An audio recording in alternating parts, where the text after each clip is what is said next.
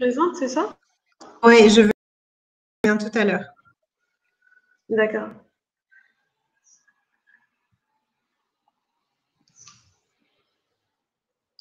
Et j'ai Céline, c'est ça? Ouais.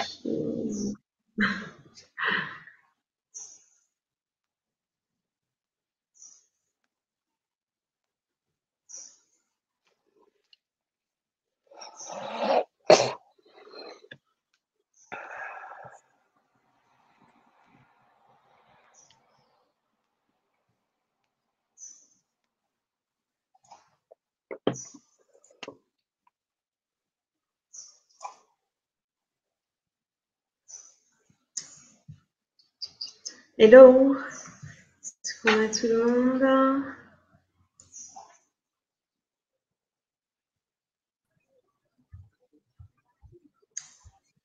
Yes, Voilà. j'ai tout le monde. Alors, est-ce qu'on a commencé la conférence? Ah non, ok, c'est bon. Je te laisse faire un petit message intro ou Ouais, le souci, c'est que là, je ne vois pas si le live a débuté. Hola, Alejandra, oui. Hola. Voilà, on y est. Bienvenue tout le monde. On est ravis que vous ayez assisté à cette séance. Hola, hi, Alejandra. I don't know if I should speak to you in English or Spanish. I mean, I prefer Spanish. I'm sorry, I don't do French. I only do Spanish and English. I know, that's why I'm here. Podemos hablar español. Or English if everybody understands English. Ok. Est-ce que tu parles anglais, Céline? Vaguement. Très vaguement. Je vais faire le relais. I'm here to translate for you, and Malika will be managing the questions. Yes. Yes. Du coup, on démarre. Merci. Vas-y, nouveau regard. Et puis la 25e heure pour visionner tous ces documentaires et tous ces courts-métrages. On se retrouve après avoir vu 3, et d'ailleurs on s'excuse pour le film Vanille qui n'a pas pu être diffusé cette fois, mais on retrouvera dans d'autres festivals, dans d'autres projections en ligne. D'ailleurs, Guillaume qui nous regarde, en tout cas merci pour ta présence et puis ta spontanéité malgré tout. On va partir avec Céline. Bonsoir tout le monde. Au sujet du film Zanmi. Alors, dis-nous en plus. Qu'est-ce qui t'a poussé à partir sur cette thématique?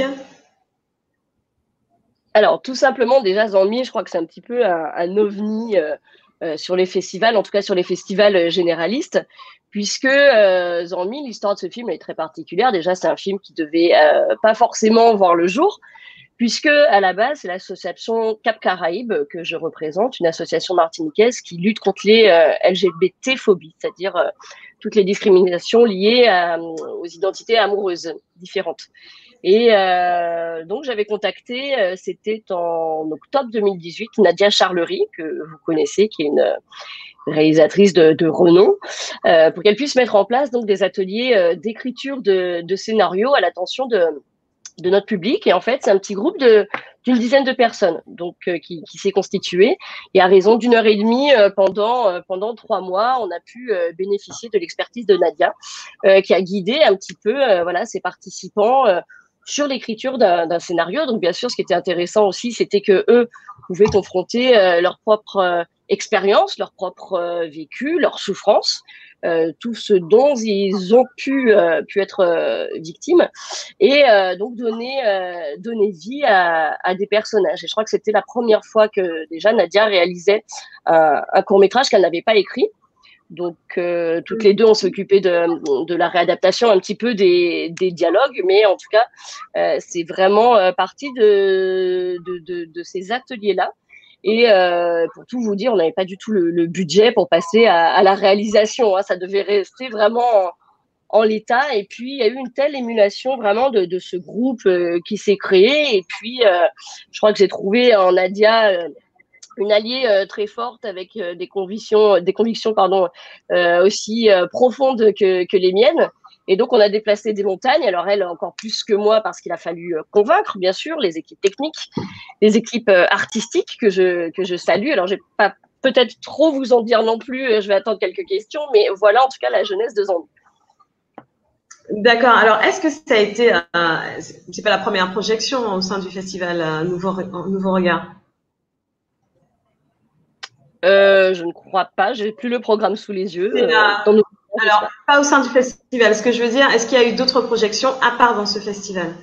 Et ce que je veux savoir, c'est comment ça a été accueilli. Quel retour vous avez eu? Les retours que l'on a pu avoir, alors on a été surtout sur les festivals pour l'année 2020. Et donc, ça a été évidemment très compliqué, hein, quel que soit l'endroit de la planète où on a eu la chance d'avoir été présent. Tout s'est fait de façon dématérialisée. Et c'est vrai que les retours ont été un petit peu compliqués aussi à avoir, mais on a quand même eu une trentaine de sélections officielles. Donc, je crois que c'est quand même gage que le message soit passé.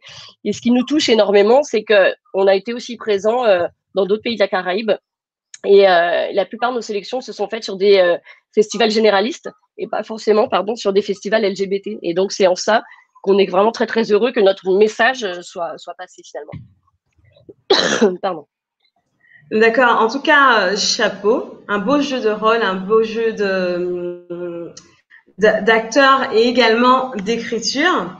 Alors, il y a des questions un peu, on dirait un peu intime, un peu limite, parce que quand on est acteur, on peut jouer tous les rôles. On n'est pas forcément obligé d'être de telle ou telle communauté ou avoir telle ou telle sexualité. On joue son rôle. On a une bande et donc on se pose des questions. Finalement, au sein de la société en fait en blanc, comment ça évolue au final, vous le ressentez comment est perçue l'homosexualité? Alors, ça coupe un petit peu. Mais juste déjà pour répondre au niveau des acteurs qui sont excellents, et je tiens vraiment à Erika, Stéphie, Marc, Julien, Nikita, Silver, Michael, Patrick, encore, mais mille merci.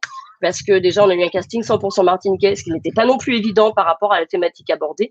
Il faut savoir que Nadia aussi a essuyé des refus d'acteurs sur les castings parce que il voulait pas être associé à cette image-là, il voulait pas endosser ce rôle du Macoumer.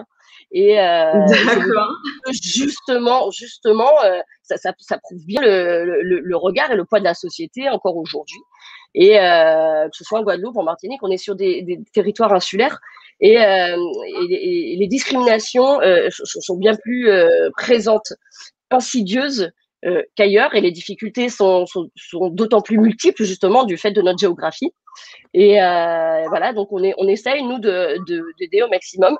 Et pour nous, l'art, en tout cas, c'est un vecteur essentiel pour porter vraiment haut les combats et pour faire changer les regards. Et en faisant changer le regard, on fait changer le monde, tout simplement. Donc, voilà. Absolument, et je rebondis là-dessus, puisqu'on part quand même d'une société, hein, je pense que tous on a connu cette période un peu trash où c'était une insulte. Aujourd'hui, je pense qu'on se sent plus gêné d'utiliser pour insulter les autres en utilisant leur sexualité. Et donc, merci pour ces réalisations et oser à nouveau un court-métrage qui puisse nous interpeller sur ce qu'on vit. Le monde trans en lui-même, comment il est est-ce qu'on arriverait, c'est une question, et pas une suggestion de prochain film, hein, le monde trans, comment est-ce qu'on arriverait à le représenter? Est-ce qu'il est représenté? Est-ce que pour le coup, ça reste encore tabou? C'est d'autant plus tabou. Les LGBT, c'est vrai que la question trans, le T de trans, il est rarement représenté, très clairement. Alors, ça commence à l'être un petit peu plus sur des séries américaines, des productions espagnoles, mais c'est vrai qu'en France, on a encore très, très frileux sur ces thématiques-là, et il est temps aussi de changer les choses. Merci Malika, je vais en parler à Nadia pour un futur projet, pourquoi pas, effectivement, mais après, une fois de plus, bon, les gens les plus concernés sont ceux à qui il faudrait quand même poser ces questions-là. Je ne peux pas parler en leur nom, mais évidemment qu'il y a un gros problème de représentativité. Ouais. Je vais jump Merci. in, je vais sauter sur l'occasion parce que dans le chat, quelqu'un s'adresse directement à Alejandra en lui disant Gracias Alejandra por estos cortos conmovedores. Yo pienso que esto era para ti. La gente está muy contenta. On a beaucoup de remarques positives sur le chat et on vous remercie d'être là et de nous envoyer toutes vos questions, toutes vos remarques. On est là pour les transmettre. C'est exactement pour ça. Bueno, Alejandra, La capa azul es tu película y Sí. por lo que hemos visto, la hiciste después de María, ¿verdad? Correcto. Sí, después de María. ¿Fue mucho después o fue poco después del huracán? Porque las condiciones de rodaje parecen bien complicadas. Dame un momentico. Je demandais à Alejandra dans quelles conditions elle avait réalisé La capa azul qui a été tournée visiblement après Maria. Et pour savoir si les conditions de tournage n'ont pas été trop extrêmes. Sí, Alejandra, te escucho.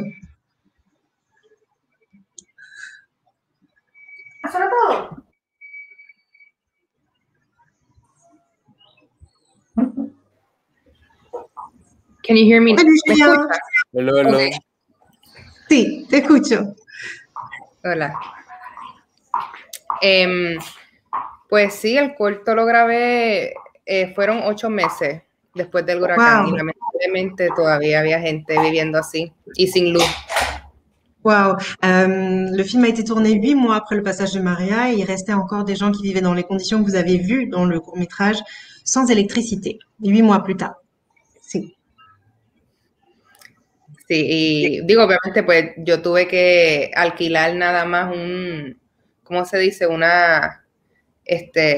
Como un power generator para que simplemente Sí. yo podía seguir cargando la cámara porque a todos los lugares que íbamos aún no había luz. Wow, Que por ok. eso el corto se hizo todo con luz natural porque no había electricidad. La única electricidad que yo tenía era para cargar la cámara. La Wow, batería de la bravo. cámara. Le tournage s'est fait donc sans lumière, tout en lumière naturelle parce qu'il n'y avait pas d'électricité. Alejandra a dû acheter un groupe électrogène pour pouvoir charger ses caméras. C'était la seule source d'électricité et elle servait à ça. Donc c'était quand même des conditions bien particulières. Et l'image est super. La imagen es muy bonita. No se nota que faltaba luz. Sí, todo lindo. On vient de voir arriver Julien Silorier. Hello, Je vais everybody. le relais à Malika.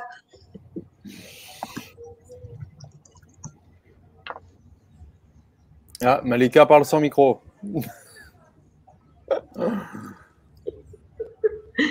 Autant pour moi. Julien Silleray, le réalisateur du film Mortenol. D'ailleurs, pour l'ensemble, et je te laisse juste traduire, Pauline, pour l'ensemble, on a des remerciements d'avoir mis à l'honneur des enfants en tant qu'acteurs. D'accord. C'est bon, ok. Et donc j'enchaîne. Donc Julien, on part avec toi sur le film Mortenol. Merci pour cette réalisation. Julien, qu'est-ce qui t'a donné envie de tourner un film à Mortenol? Mortenol, en général, on parle, alors que ce soit dans des champs ou encore dans les faits divers, Mortenol, quoi. Alors, qu'est-ce qui t'a donné envie? Vous m'entendez bien là? Très bien. Oui, parfaitement. Oui, c'est bon.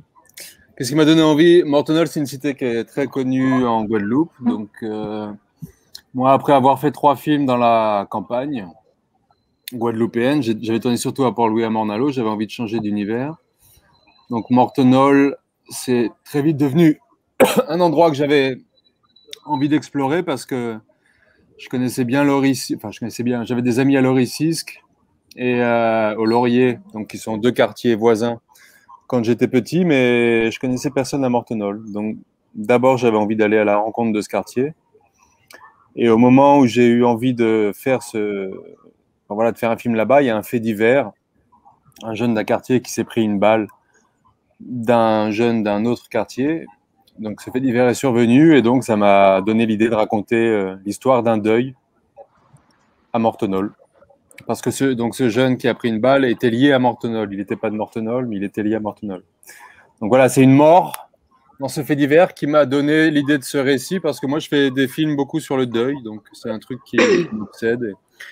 Peut-être que Pauline, tu dois traduire, donc je sais pas. D'accord, non, non, c'est fait, t'inquiète pas, c'est fait directement. Pauline, c'est un génie, hein. C'est c'est impec. On part sur la mort, ça n'a rien de sombre puisque ça fait partie de la vie, paradoxalement. Là, on te demande, et je vais poser la même question après à Alexandra. Ces jeunes, ils dégagent quelque chose, ils ont une force, ils ont une expression dans leur jeu d'acteur. Toi, Julien, comment as-tu fait pour capter cela, pour les amener à jouer ainsi? Tu parles de l'acteur principal du film?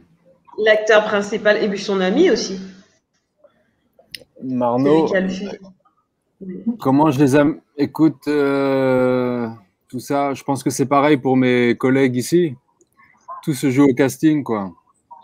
Moi, j'essaie de trouver simplement des acteurs qui soient adultes ou enfants. J'essaie de trouver des gens qui déjà m'attirent par leur charisme, tu vois, dont je trouve qu'ils dégagent quelque chose de fort physiquement. Et ensuite, je leur fais faire des essais et je vois s'ils sont à l'aise ou non avec le jeu.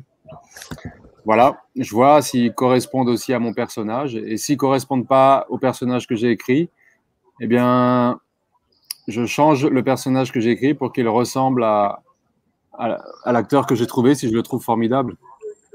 Voilà. D'accord. Donc, c'est pas... Alors, voilà, c'est pas qu'il y a... c'est pas que j'ai une technique de direction d'acteur particulière.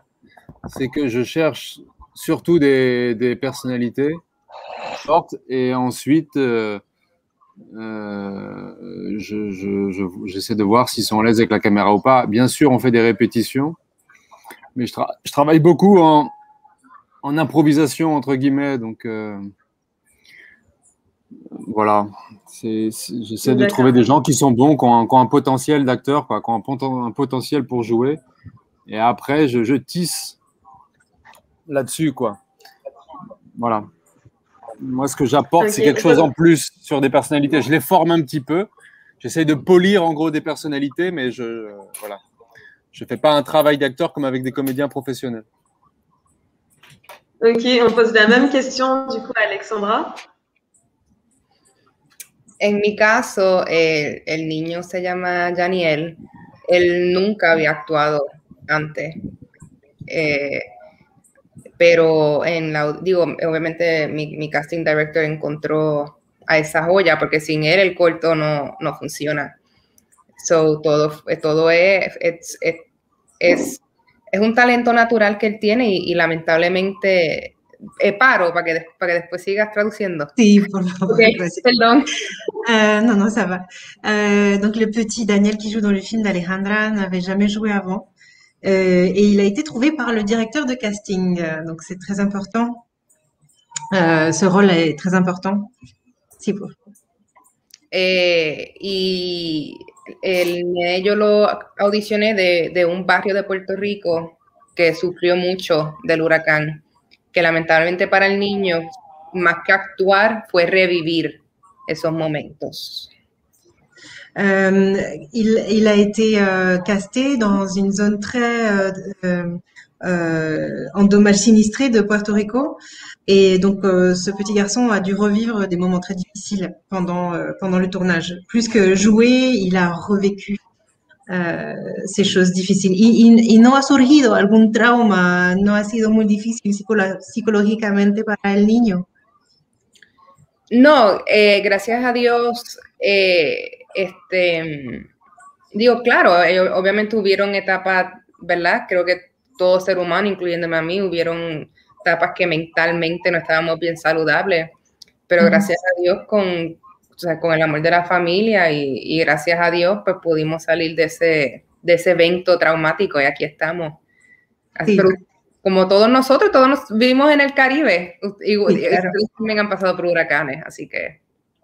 Si. Alejandra nous disait que grâce à Dieu, grâce à l'amour des siens, tout le monde a pu dépasser ces souvenirs difficiles laissés par l'ouragan Maria qu'on a tous connu plus ou moins dans la Caraïbe. C'est vrai, on a une espèce de résilience caribéenne bien ancrée. C'est un de nos traits particuliers. On a une autre question dans le public. Moi, j'ai une question pour Alessandra, justement. Je voudrais savoir comment elle a travaillé avec l'enfant qui joue dans son film. Justement, est-ce qu'elle a fait des répétitions avec lui? Est-ce qu'elle lui a donné un texte à apprendre? Comment ça s'est passé? Comment elle a fonctionné avec lui? Et comment elle fonctionne avec les acteurs en général ou avec les adultes aussi? Comment elle fonctionne? Julián quiere saber cómo funcionas con tus actores y con el niño, si has ensayado con el niño o si había un texto bien definido. ¿Cómo ha pasado? Había un guión. Entonces, yo lo que hice es que yo visitaba al nene en su casa y como el corto dura 5 minutos, nosotros lo ensayábamos como si fuese una obra de teatro. Ok, alors Alejandra est allée rendre visite au jeune garçon chez lui et en suivant vraiment bien le script et en répétant comme si c'était une pièce de théâtre. D'accord, ok. Sí, y la actriz principal, pues obviamente yo sé el calibre que ella tiene como actriz, que yo le tenía que decir, mira, ay, perdón, la toma que voy a elegir es la que el nene me llora. Así que tú, lamentablemente me tienes que dar todo, pero no fueron muchos, fueron como 4 tomas nada más, porque yo tampoco quería abusar de ellos. Ok. Alors, l'actrice est une actrice d'un certain calibre, la maman, okay. Et donc c'est elle qui a dû s'apprêter à ce qu'on prenne la meilleure prise de l'enfant en fait. Donc elle a dû tout donner sur toutes les prises, sachant que c'est celle du petit qui serait privilégiée. Et il n'y a eu que 4 prises au final, donc pour pas trop tirer sur la corde, c'est efficace. Okay. Gracias por la pregunta. Merci pour la question, Julien.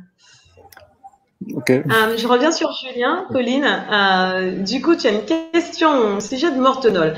Est-ce que ce film a été diffusé auprès de jeunes publics ou le sera voilà. Il a été diffusé dans le cadre du Festival Nouveau Regard à 3 classes de lycée il y a 3 jours. Et il a été diffusé aussi dans une école à Morne-à-l'Eau. Qui est l'école, qui est un collège, c'est le collège où l'acteur principal du film étudie. En fait, il y a les pions, il y a 2 pions du collège qui habitent Mortenol. Donc évidemment, ils connaissent très bien le film, et comme Chris Baltimore, qui joue le rôle de Dwayne, est dans ce collège, ils ont proposé qu'on fasse une projection au collège. Voilà. Donc ça a été montré à des jeunes, mais je t'avoue que les jeunes sont pas très bavards quand on leur présente un film, et j'ai eu peu de retours quand même de jeunes en Guadeloupe sur ce qu'ils pensaient du film, si ça leur parlait ou pas. Voilà, c'est pas le public qui m'a fait le plus de retours, quoi. D'accord, donc tu as eu d'autres retours, donc un public peut-être moins jeune. Comment c'est accueilli? Est-ce que c'est un choc pour ceux qui visionnent? Est-ce qu'ils découvrent une société, ou au contraire, ils disent quoi au final? Alors, ça dépend qui voit le film. En Guadeloupe, les jeunes des quartiers, beaucoup aiment le film parce qu'ils se sentent représentés.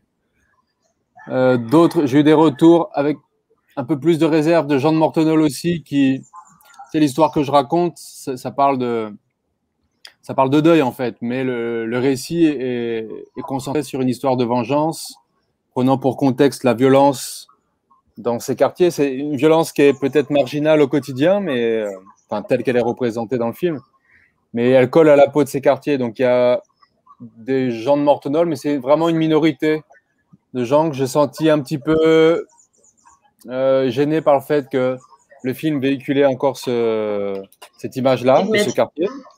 Ce que je comprends, tu vois, complètement.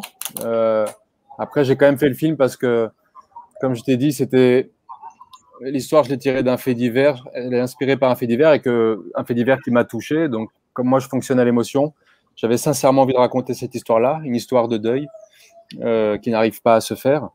Et donc, j'ai quand même fait ce film, en accord avec les gens de Mortenol d'ailleurs. Hein. Mais évidemment, certaines personnes sont un petit peu réticentes à cette image-là. Mais globalement, l'accueil de Mortenol est très enthousiaste sur le film parce qu'il y a une sorte de morale ou de message, et puis que c'est un film qui est plein de tendresse, c'est un film qui est une ouverture à l'amour, à la tendresse. Voilà.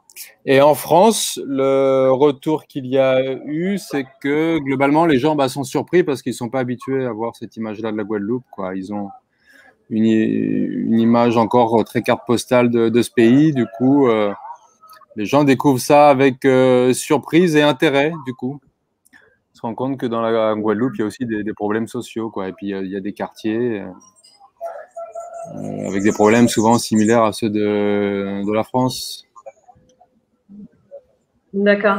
Du coup, je vais poser une question globale, donc assez Julien et Alexandra, et je vous laisserai répondre dans cet ordre.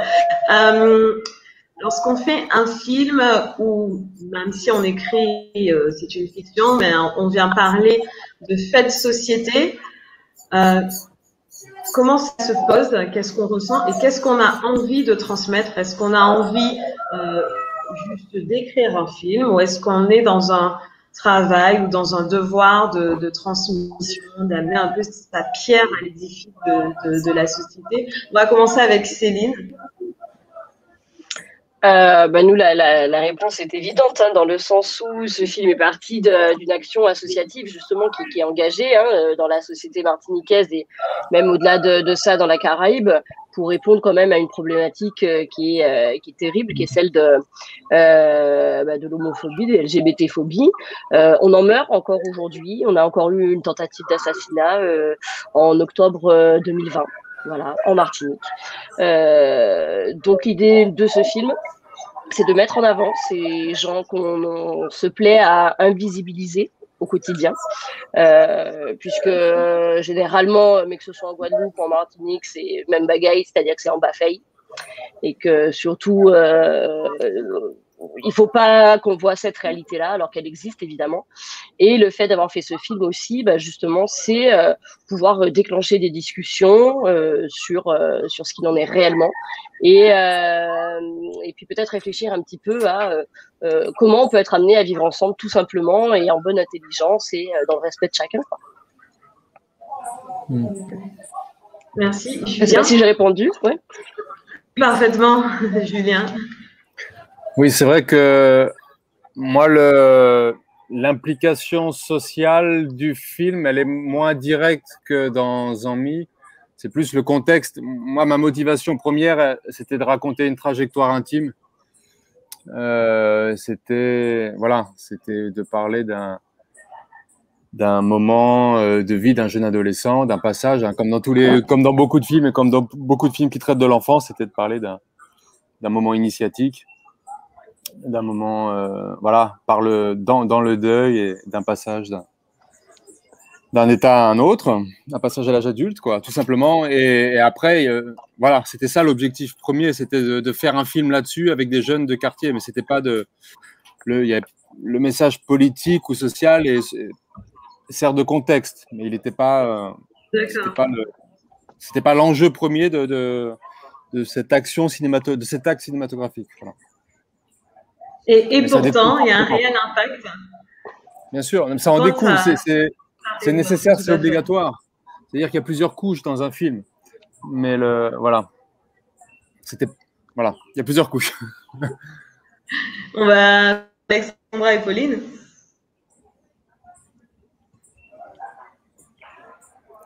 Me toca. En mi caso, la historia principal básicamente es el resultado, el impacto social, no tan solo de un desastre natural, sino la ineptitud del gobierno. C'est qu'il y avait de fort, là, c'était pas tant la situation sociale, la désolation, mais plutôt l'inaptitude du gouvernement, cette situation sociale. Lo que no muchas personas saben es que el subtexto del cortometraje es mucho más político. Ce que les gens ne voient pas d'entrée de prime abord, c'est qu'il y a un sous-texte plus politique dans le film. Puerto Rico es una colonia de Estados Unidos que para mí representa lo que es la capa azul de por sí, porque la capa fue hecha de los toldos azules para los techos y eso lo regaló Estados Unidos. Ok. Pero nada, pero al final eso fue lo único que nos dieron, que por eso es que el nene al final entierra la capa azul con el abuelo. Ok. Il y a quelque chose qui m'avait échappé aussi. C'est-à-dire que la cape azul, la fameuse cape bleue, c'est un morceau de bâche. Et les bâches ont été offertes à Porto Rico par le gouvernement américain, parce que Porto Rico est toujours une colonie américaine, comme le précise Alejandra. Et à la fin, l'image de fin, c'est le jeune garçon qui enterre cette cape bleue faite de bâche. Donc voilà, il y a une symbolique forte aussi par là. D'accord. Ok. Muy poderoso, ahora que me lo dices. Si je peux rajouter une petite chose justement par rapport à cette question pour compléter ce que moi j'ai dit tout à l'heure. C'est vrai que comme dit Alessandra, voilà, il y a des sous-textes dans un film. C'est vrai qu'un des moteurs, moi, de l'énergie du film, c'était l'idée d'une rage de justice, de désir de justice.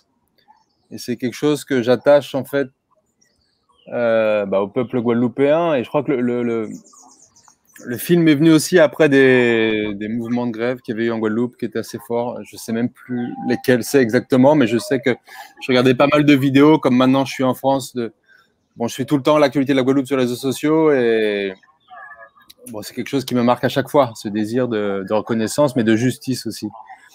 Et je sais que dans le mouvement de mon personnage, quand j'écris, j'ai été porté par ça. Voilà. Donc c'est très général ce que je dis, mais ça a à voir avec la situation politique de ce pays et sa relation avec la France. Alors c'est vraiment pas évident au premier abord, mais c'est pour ça que je parle de sous-couche, c'est que c'est une énergie qui m'a porté, quoi. Un mouvement de voilà. Je sais pas si c'est clair, mais c'est très clair et je suis assez étonnée de ce rebondissement du coup dans cet échange. Justement, tu as des félicitations, Julien, à propos d'une scène, mais également donc celle où Dwayne, il croit voir son cousin et le après lui. Également la scène de bienveillance intergénérationnelle, donc c'est celle où il va livrer le repas et on a le grand-père qui, en tout cas l'homme âgé, je ne sais pas si c'est son grand-père, l'homme âgé qui lui donne des conseils. Et c'est très fort, je trouve que ça revient dans tous les courts-métrages d'aujourd'hui, que ce soit en sous-couche ou pas, où on pense, notamment Céline aussi dans Zanmi, tout de suite il a le réflexe que vont penser ou qu'auraient pensé nos parents par rapport à l'homosexualité. Il y a cette connotation assez forte au final, on ne vit pas juste notre génération présente, mais on est en train de vivre à travers une autre qui est partie ou qui s'en va. Ça va, ça coupe ça va, Pauline. Ah, pardon. Ese es para contestar, Yes. King.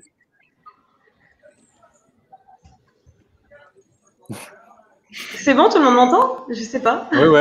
Oui. Donc, tu as eu ce retour à Julien.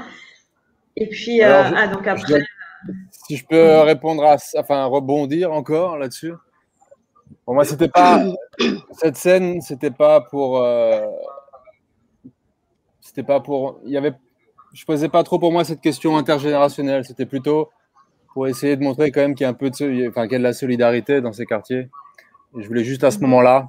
On n'a pas le temps quand on fait un court-métrage de traiter de beaucoup de choses. Il faut être assez simple dans son récit, raconter une histoire assez limpide et claire sans développer trop de sous-intrigues ou trop de lignes narratives. Du coup, j'ai raconté quelque chose de très simple, mais voilà, vu l'histoire que je raconte, j'avais pas le temps de montrer les différents aspects de ce quartier, Mortonol, parce que évidemment la vie est très riche et variée. Mais j'ai quand même essayé, du coup, dans cette histoire de garçon qui veut se venger, de faire un clin d'œil à l'idée qu'il y a quand même une solidarité entre les gens de ce quartier, quoi. Voilà, donc c'était plutôt ça mon objectif avec cette séquence-là, parler de solidarité, ouais, plus que de rapport intergénérationnel. Voilà. Ok. Céline, pour toi, le script, faire référence aux parents? C'était surtout pour montrer le poids de la société et des candidatons surtout, parce qu'on est quand même dans une société d'image. Et ce qu'on peut penser les uns des autres, ça reste des choses très importantes et très étouffantes. Et là, c'est très vaste. Hein, on parle pas seulement des LGBT-phobies. Hein. On parle aussi. Alors, je m'écarte un petit peu de Zanmi, mais vous avez aussi diffusé ou aller diffuser Scolo Pangré Papillon de Laure Martin Nordez et Vianney Tess sur la Martinique et sur la question de l'inceste, qui est vraiment un problème sociétal énorme et qui a toujours cours aujourd'hui. Donc c'est vraiment déconstruire vraiment tout ce qui semble se répéter, continuer, et c'est un peu le rôle aussi de tout ce qu'on essaye de mettre en place et des cinéastes en général, je pense, de déconstruire une société et d'éviter de poursuivre un petit peu ces héritages toxiques. D'accord. Tu as une petite remarque, surtout, je lis, hein, surtout que nous ne sommes pas forcément plus tolérants sur le sujet de l'homosexualité et qu'encore aujourd'hui, il y a des persécutions et un manque d'acceptation dans nos sociétés. Tout à fait. Complètement. Et donc, que ça dérange ou non, c'est à nous aussi d'amener une certaine visibilité, quoi. Merci pour cela. Colline, est-ce que tu as une question? No, solo quería también que Alejandra contestara con lo de la familia, porque es un tema central también de tu film. Sí, sí. Pues en mi caso tengo el abuelo, la mamá y el nene. Básicamente para mí simbolizan, pues obviamente cada vez que hay un desastre natural, lo viejo tiene que morir para que lo nuevo vuelva a nacer. So, para mí la mamá es, por decirlo así, el centro, ¿no? El planeta Tierra. El abuelo es todo lo que murió por el huracán y el nene es todo lo que viene después del huracán. Les trois générations représentées dans le film sont des symboles aussi de ce qui se passe en cas de désastre, de catastrophe naturelle. Une génération s'en va, cède sa place, et l'avenir est représenté par le petit garçon qui est celui qui va se relever de tout ça. Voilà. Je crois que notre séance est terminée. Peut-être qu'il y a parlé, Julien? Questions. Non, mais je suis désolé, je suis arrivé un peu tard. Je croyais qu'on commençait un peu plus tard et du coup, j'ai raté une grosse partie. Mais évidemment, on n'est pas obligé de quitter l'antenne immédiatement. Si jamais vous avez des choses que vous n'avez pas eu le temps de dire sur votre film, on serait ravis de les...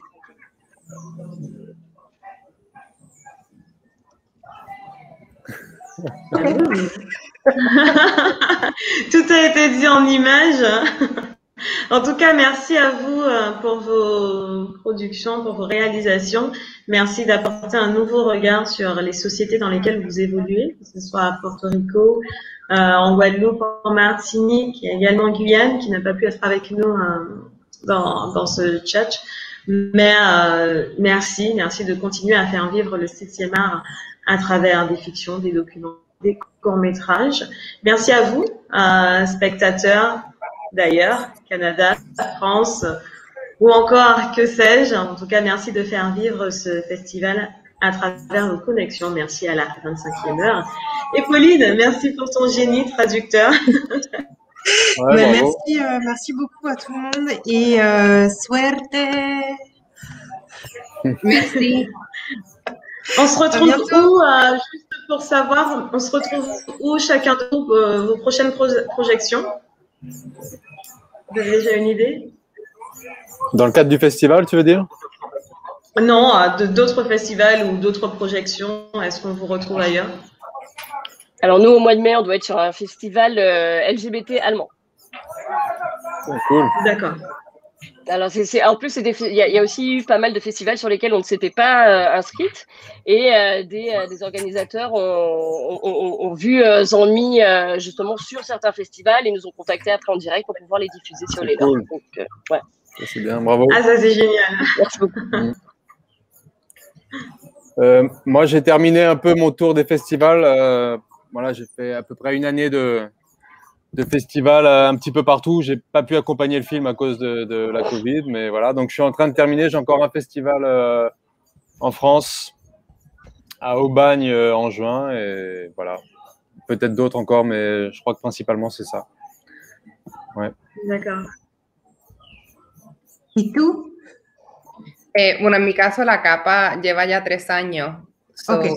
estoy en el final, pero gracias a Dios ha viajado el mundo entero. Wow. Eh Sí. bien, c'est la fin du voyage pour la Capa Azul qui est là depuis 3 ans déjà. Wow. Mais il a eu le temps de faire le tour du monde. C'est un beau cadeau que nous a fait Alejandra. Muchas gracias. No, gracias a ustedes y dile a ellos dos qué lindo trabajo también. Bravo pour votre travail, les collègues réalisateurs Bravo et à tous. producteurs. Merci à vous. À très vite pour d'autres réalisations et puis d'autres festivals. Très belle soirée à vous. Merci. Merci.